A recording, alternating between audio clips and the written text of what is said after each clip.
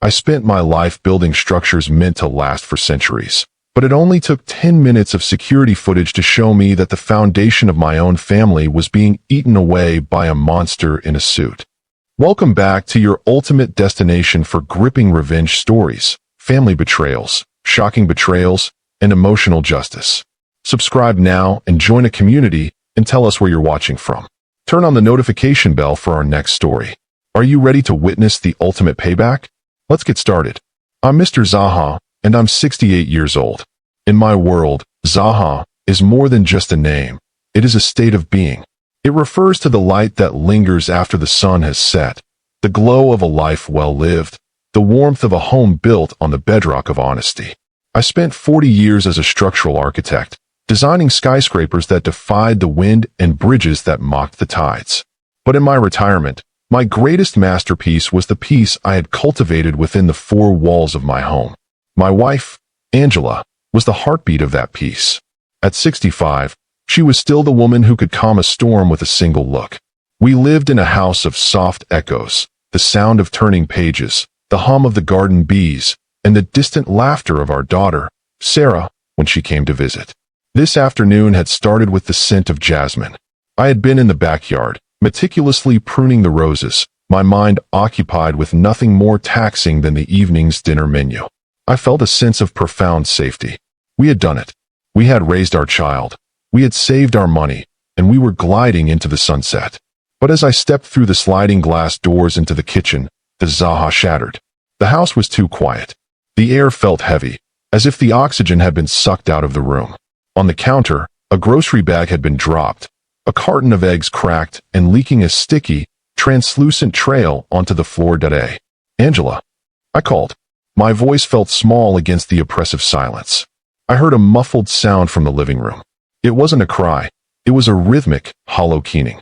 I moved through the hallway, my heart beginning a slow, heavy thud against my ribs. I found her on the floor.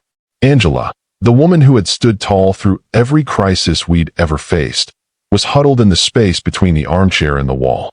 She was rocking back and forth, her face buried in her hands. Her breath was coming in jagged, desperate gasps. Angie, my God, what happened? I dropped to my knees, reaching for her. She flinched violently.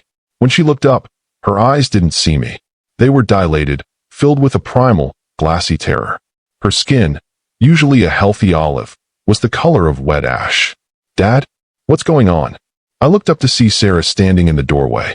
She was holding her phone, her thumb still hovering over the screen. She looked bewildered, her brow furrowed in a mix of confusion and mild frustration. I don't know, Sarah. How long has she been like this? I don't know. Sarah's voice rose in pitch. I was upstairs in the guest room on a Zoom call for the wedding planners. I came down 5 minutes ago and found her like this. I asked her if she had a fall or if something happened with the groceries, but she won't even look at me. Mom, talk to me. Sarah knelt on the other side of her, but as she reached out, Angela let out a sob so profound it seemed to shake the furniture. She turned her face away from her daughter, hiding it against the upholstery of the chair. She's having a breakdown, Sarah whispered, her eyes wide. Should I call an ambulance? Is it a stroke? I looked at my wife. I saw the way her fingers were trembling, and I saw something else, a red mark on her wrist, not from a fall, but the distinct shape of a thumb and forefinger. Someone had held her. Sarah, go into the kitchen. Call Julian.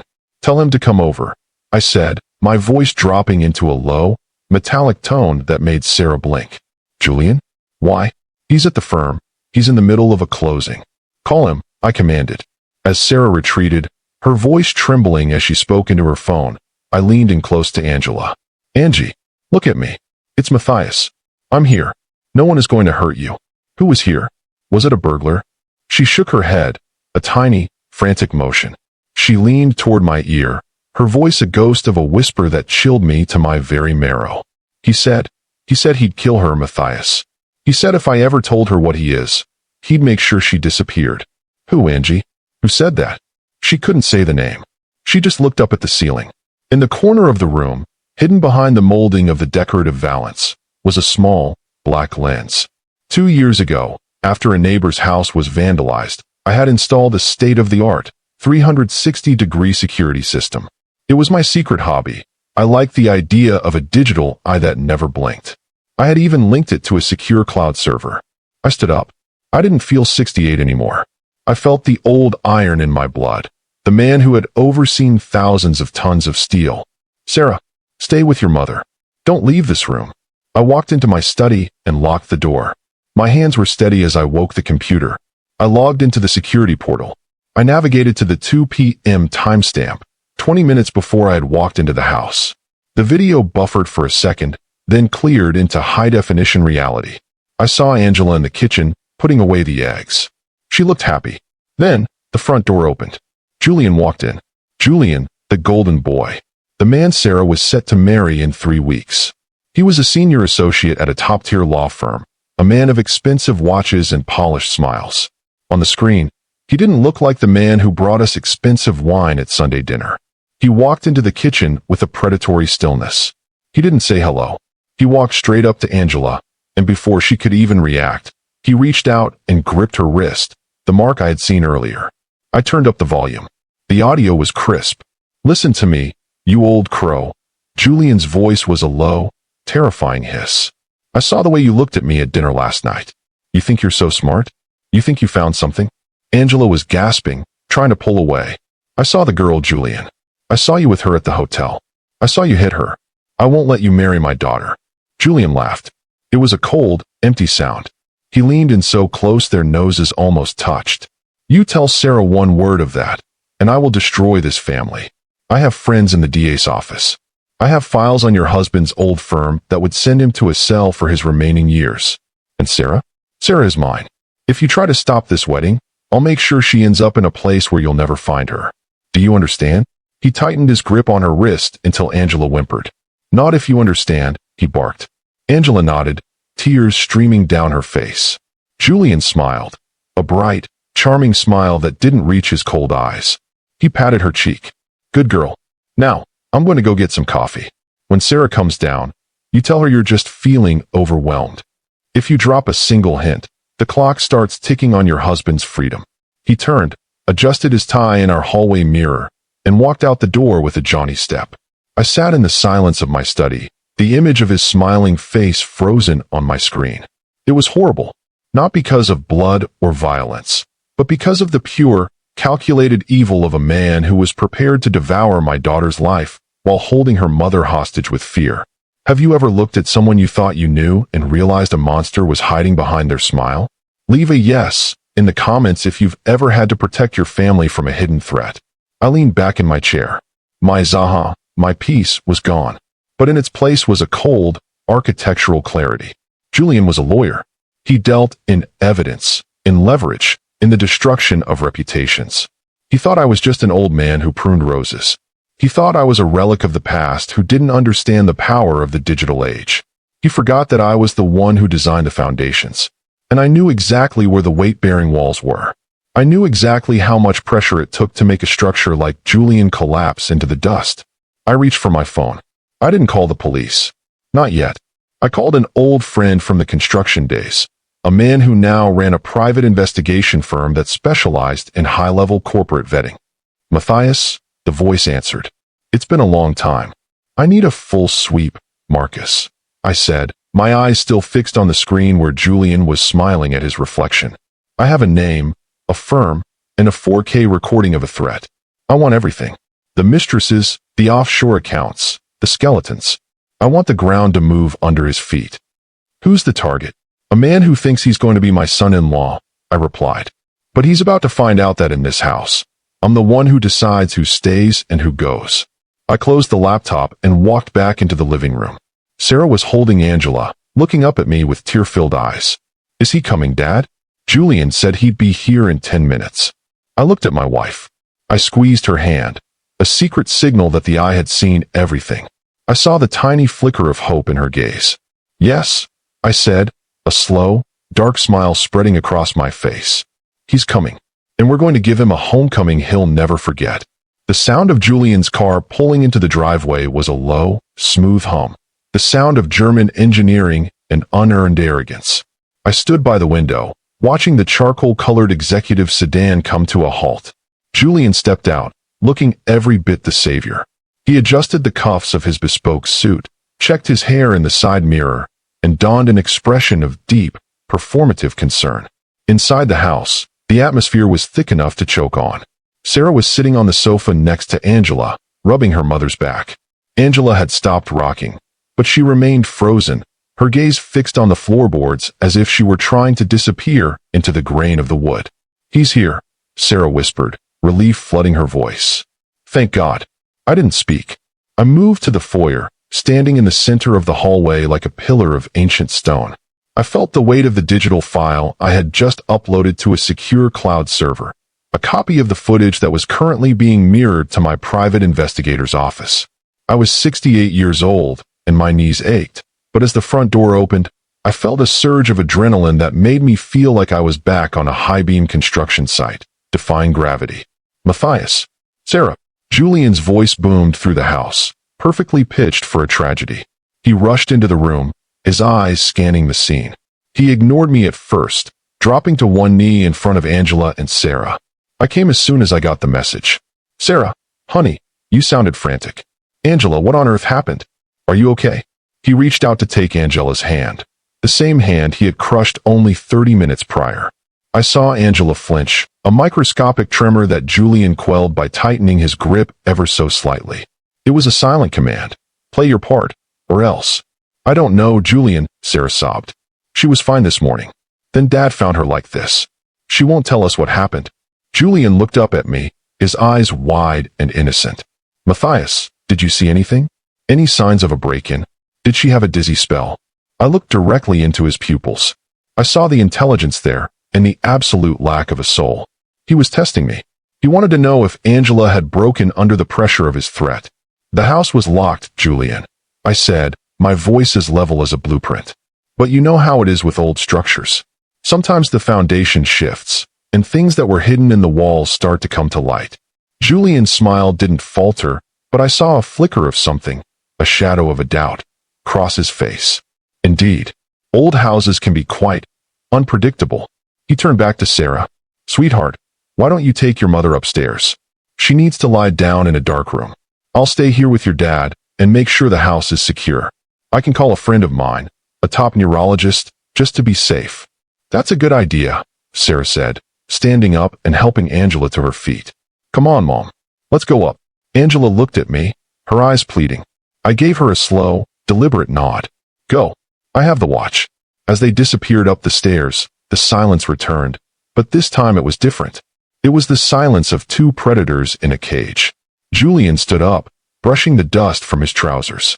The mask of concern vanished instantly. He walked over to the sideboard, poured himself a glass of the expensive scotch I kept for special occasions, and took a sip without asking. "Quite a dramatic afternoon, Matthias," Julian said, his voice dropping an octave. The warmth was gone, replaced by a cold, sharp edge. "Angela is clearly struggling. The stress of the wedding, perhaps? Or maybe she's just reaching that age where the mind starts to unravel." "My wife's mind is as sharp as a razor, Julian," I replied, walking toward him until I was just outside his personal space. "She sees things others miss. She sees patterns.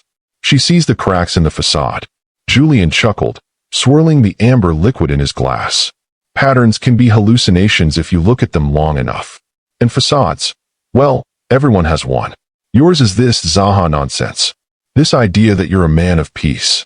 But we both know you're just a retired builder with a bank account I could drain in a week if I felt like filing the right paperwork."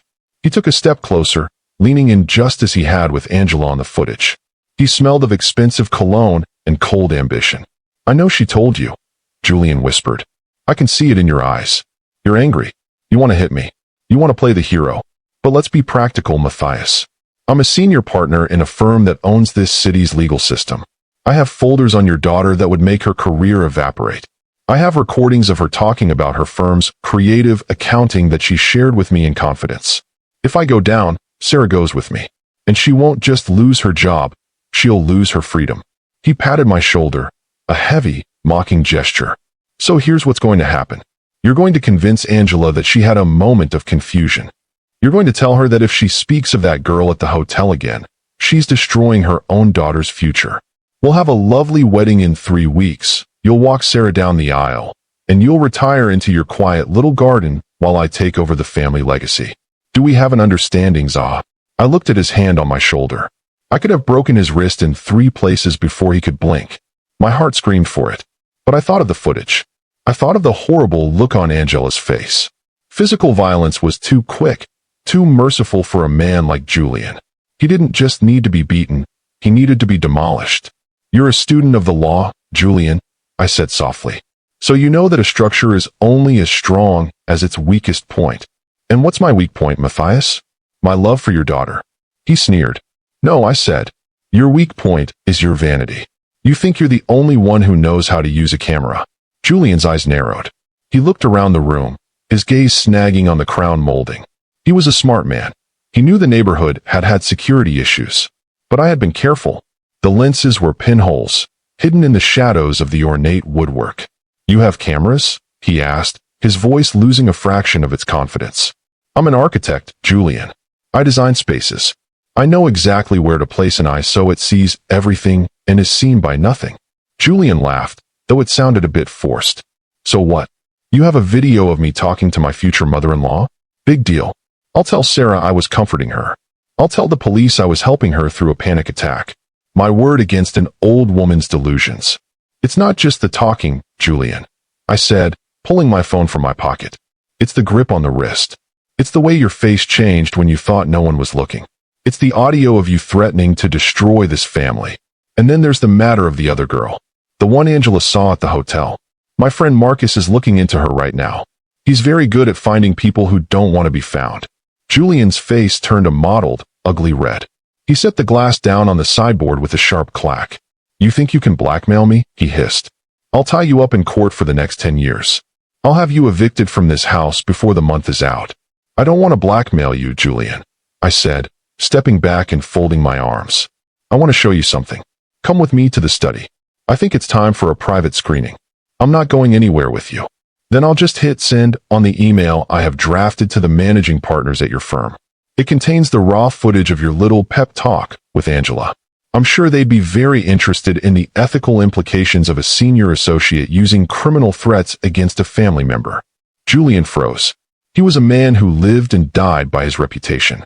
The threat of a lawsuit was one thing, but the threat of immediate professional annihilation was another. He looked toward the stairs, then back at me. Fine, he spat. Show me what you think you have. We walked down the hall to my study. The room felt like a courtroom. I sat at my desk and pulled up the footage. I didn't play the part with Angela. Instead, I opened a second window, a live feed from a camera I had placed in his own apartment 6 months ago, when Sarah had asked me to help fix the wiring. I had never intended to use it. I had installed it because Sarah was worried about a series of prowlers Julian had claimed were stalking the building.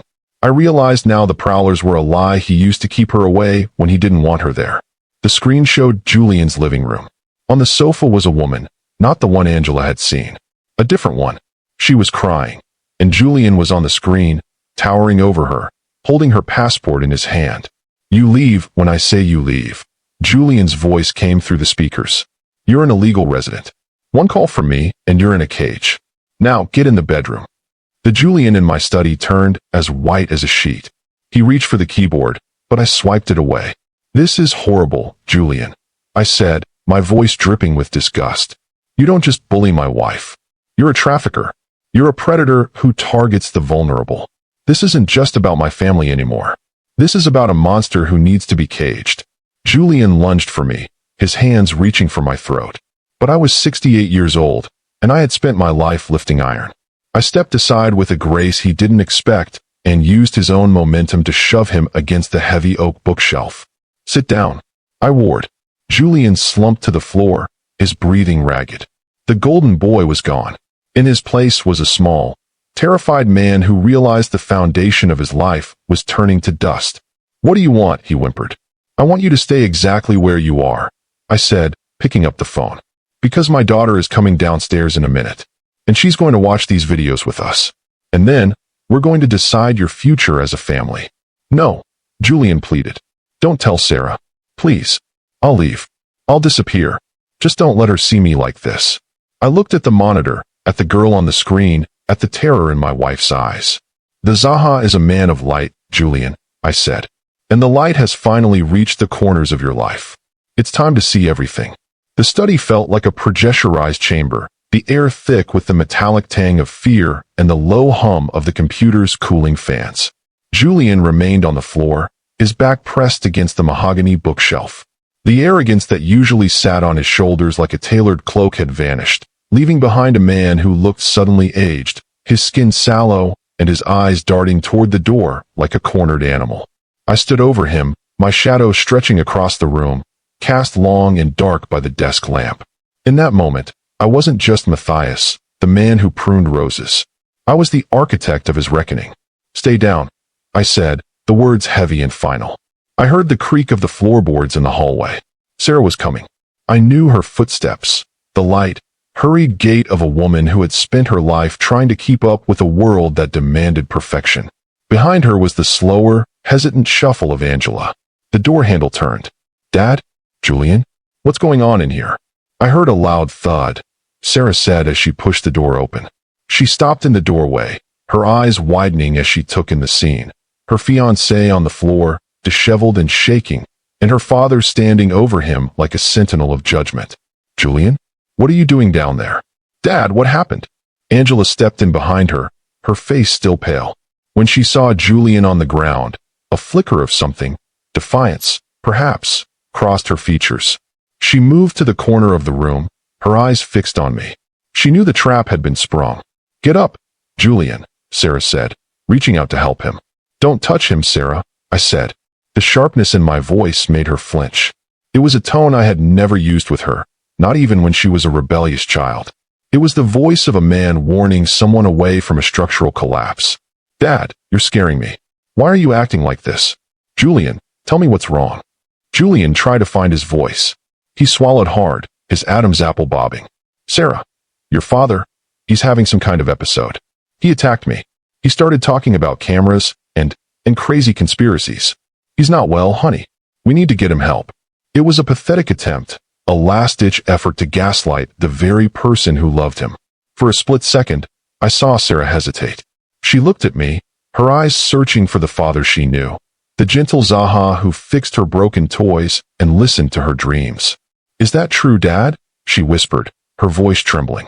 I didn't answer her with words. I turned the computer monitor toward the center of the room. The screen was still frozen on the image of Julian's living room.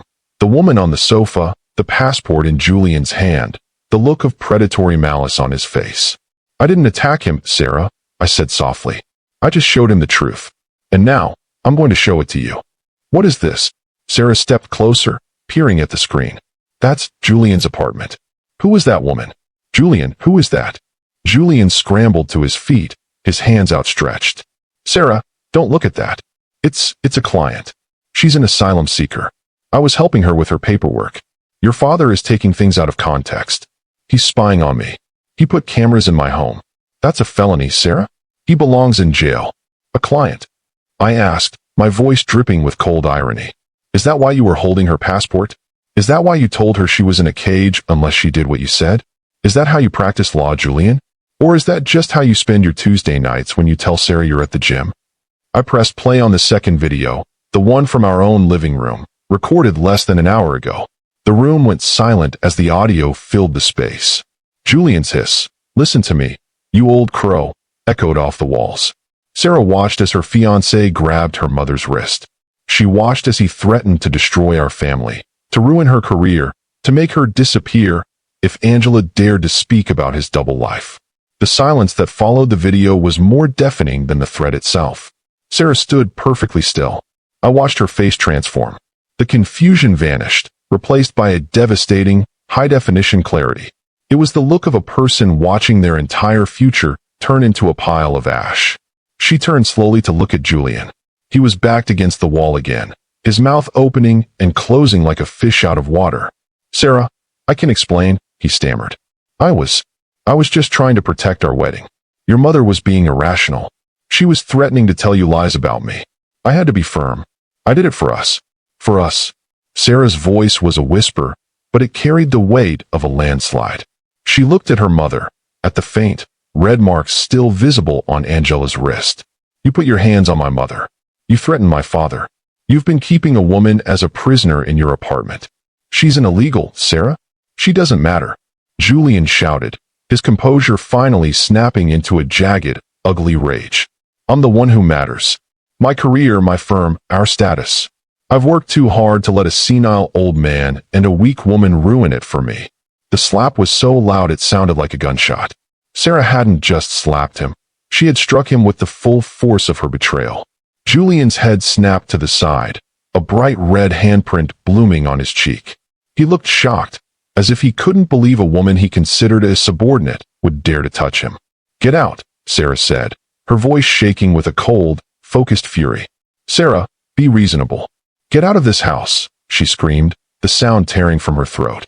If you're not out of that driveway in 30 seconds, I'm calling the police myself. I don't care about my career. I don't care about your files.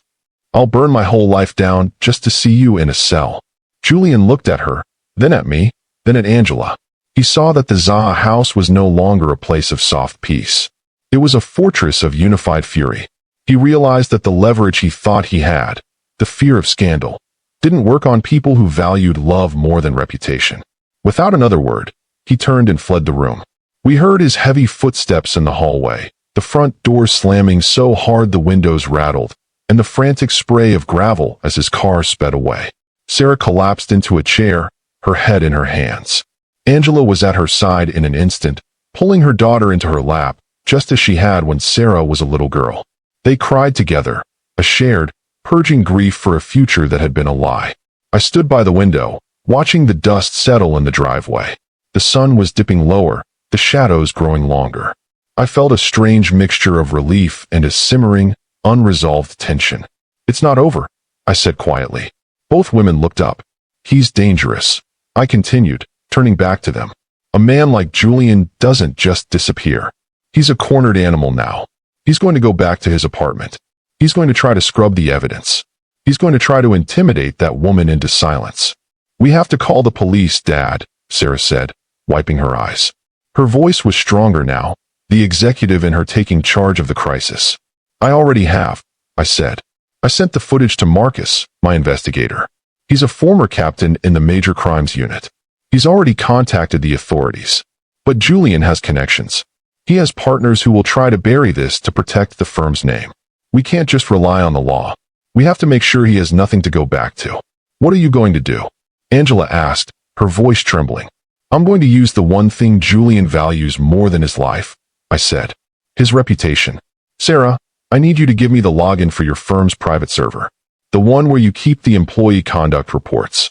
Sarah looked at me, a flicker of doubt in her eyes. Dad, that's confidential. If I give that to you, I'll never work in law again. Sarah, I said, kneeling in front of her. He already threatened to take your career. Let's take it on our terms. Let's make sure when you walk away, you're walking away with your head held high. Sarah hesitated, then reached for her phone. I'll do more than give you the login. I'm going to send an all-staff email. Right now? With the link to the cloud drive. As she began to type, her fingers flying across the screen, I felt a sense of grim satisfaction. We were no longer victims. We were the architects of a demolition. But then, the house went dark. The power didn't just flicker, it died completely. The hum of the computer silenced.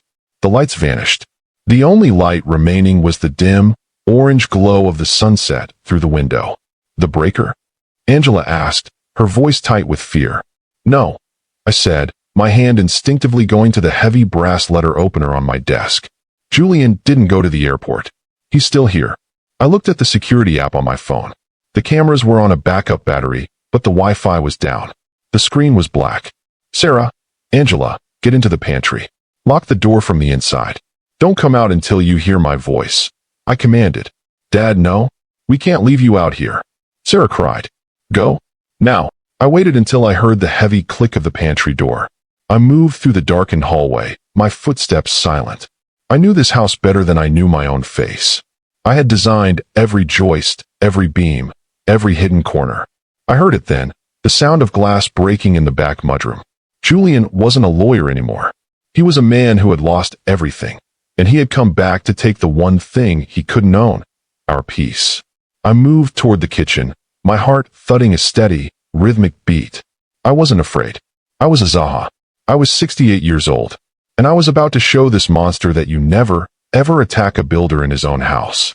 I saw his silhouette in the doorway, a dark shape against the dying light. He was holding something. A crowbar. Matthias. Julian's voice echoed through the house, distorted by rage. You think you're so smart? You think you can destroy me? I'll burn this whole place down with you inside it. I didn't answer. I waited in the shadows behind the kitchen island. He stepped into the kitchen, his breathing heavy and ragged. He swung the crowbar, shattering a ceramic vase on the counter. Where are you, old man? Where's Sarah? Give me the phone. Give me the password. He moved past the island. I stepped out behind him, as silent as a ghost. The password, Julian, I said, my voice a low growl, is consequence. I didn't use the letter opener. I used the heavy, cast-iron skillet that was still sitting on the stove from breakfast.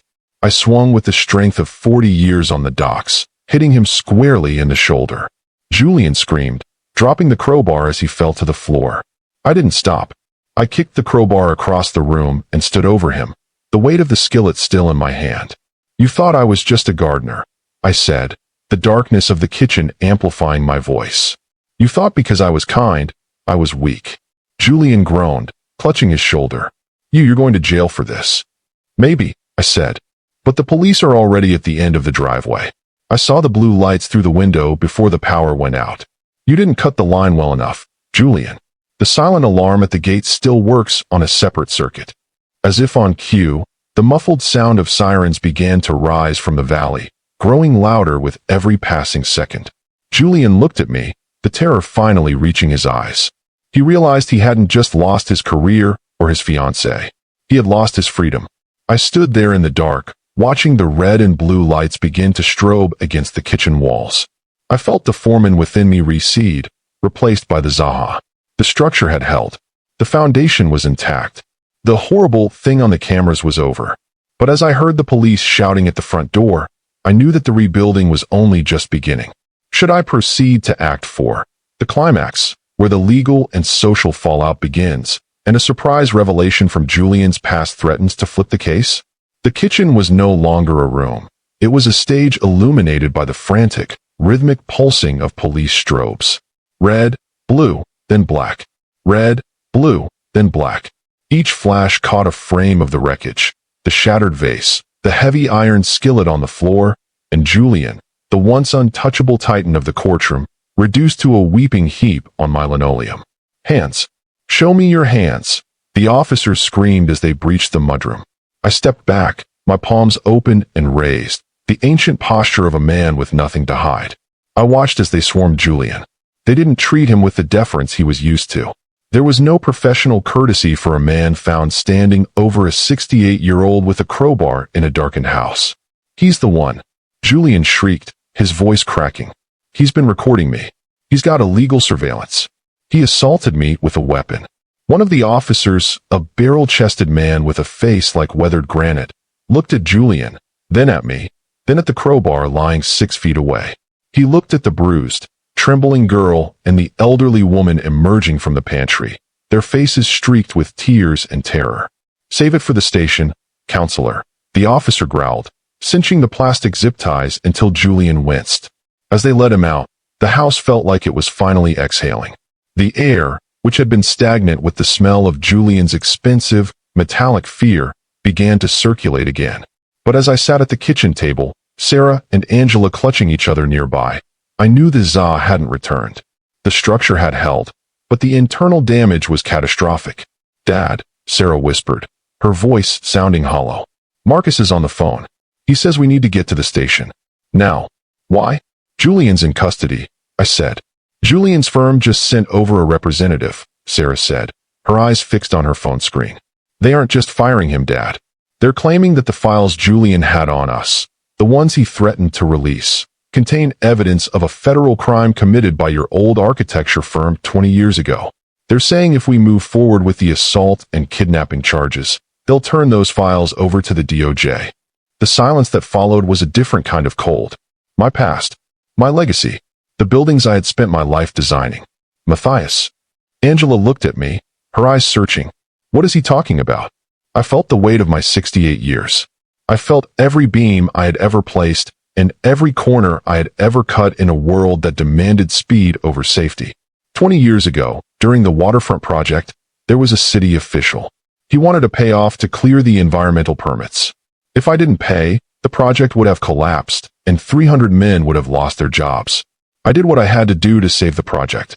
I thought those records were burned. Julian found them, Sarah said, her face ghostly. He didn't just find them. He's been sitting on them as his nuclear option. The firm is using them as a shield to keep us from testifying. They want us to sign a non-disclosure agreement. We walk away from the charges, and they bury the files. It was the ultimate structural failure. Julian had found the one rotted timber in my foundation. We arrived at the precinct an hour later.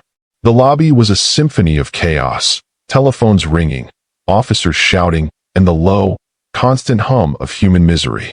We were led into a private, glass-walled conference room. Sitting across from us was Arthur Sterling, the senior partner I had met earlier. Beside him sat a woman in a sharp navy suit, the firm's lead fixer. "Mr. Zaha," Sterling said, his voice devoid of its earlier respect. "We find ourselves in a complicated position. We have no love for Julian. He is a parasite, but the files he possessed involve projects our firm represented.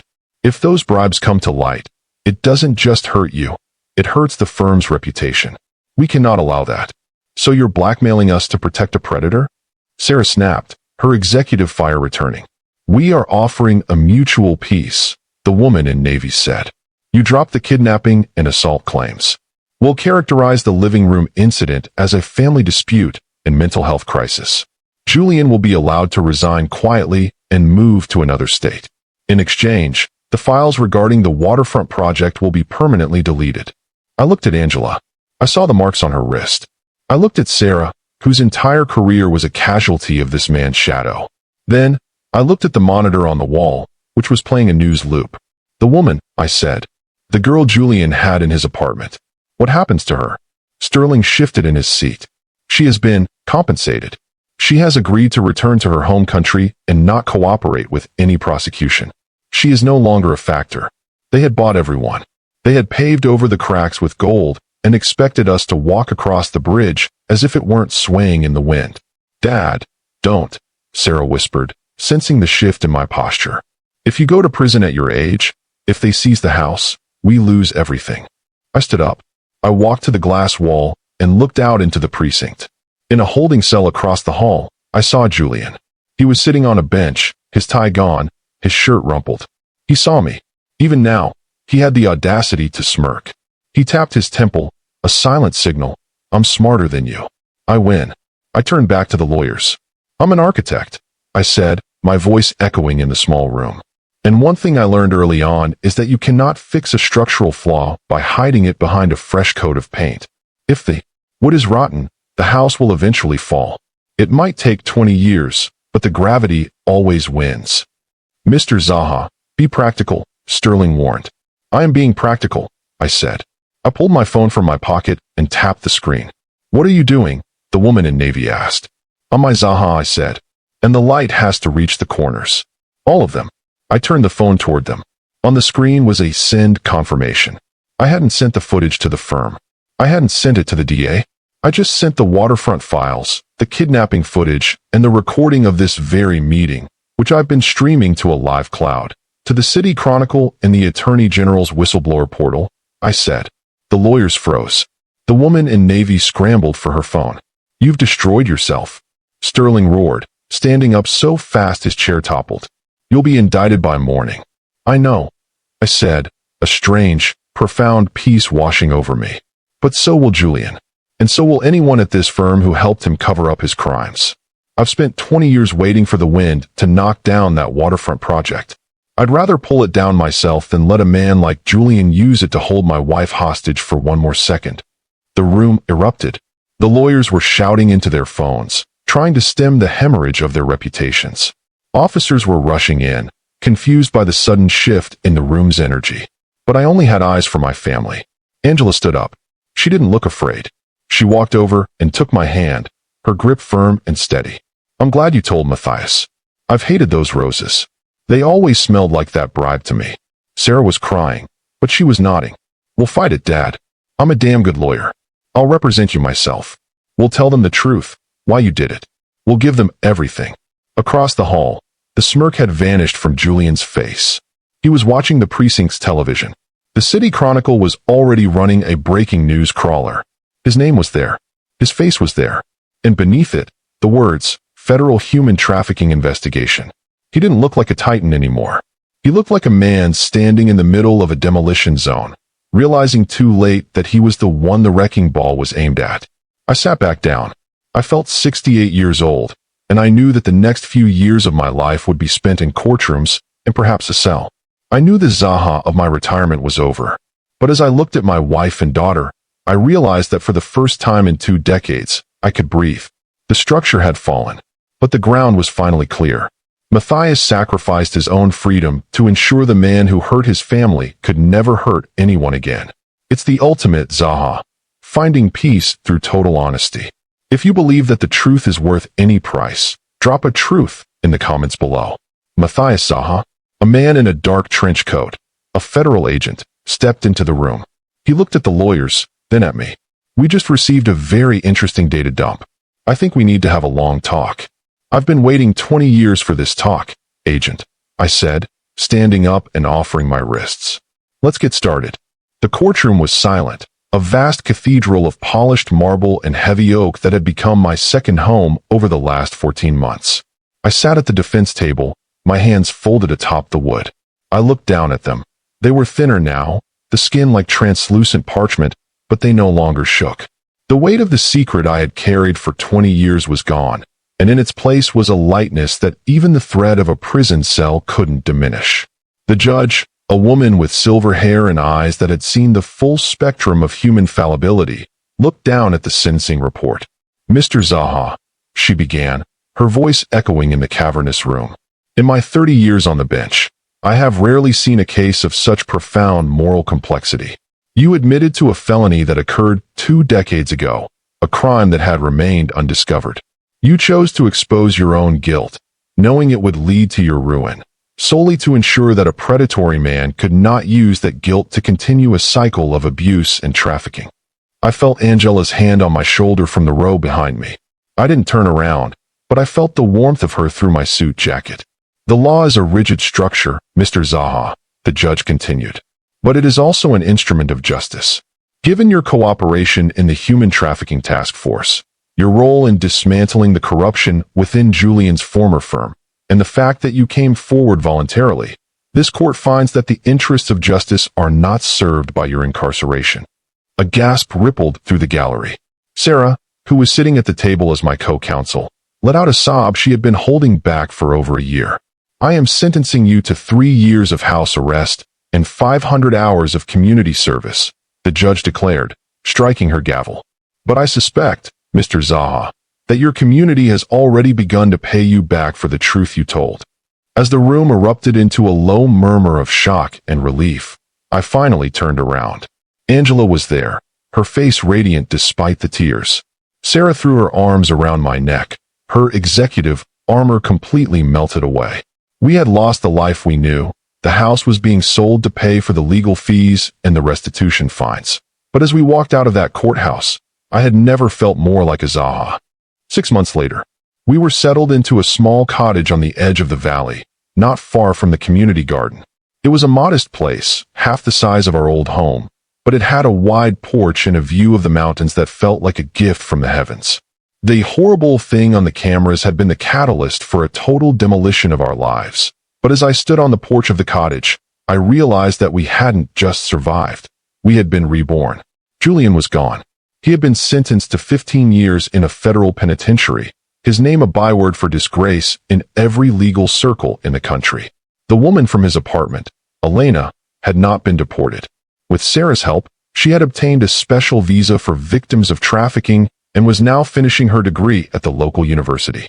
She visited us every Sunday, bringing flowers and the kind of smile that only someone who has truly been freed can wear. "Matthias, the tea is ready." Angela's voice drifted through the screen door. I walked inside.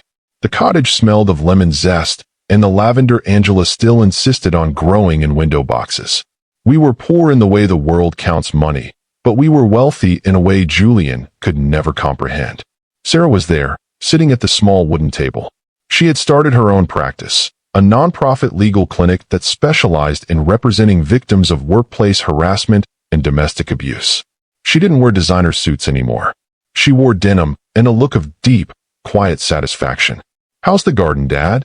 she asked, pouring me a cup of tea. "The soil is good, Sarah," I said, sitting down. "A bit rocky, but that just means the roots have to work harder. It makes the fruit sweeter in the end."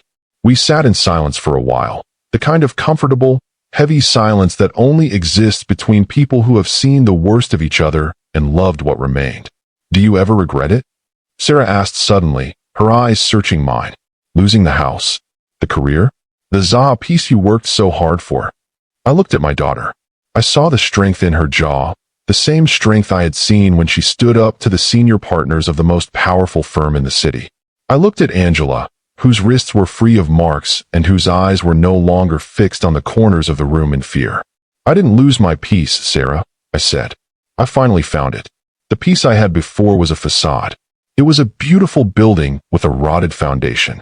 I was always waiting for the storm that would blow it down. But this," I gestured to the small, humble room. "This is solid.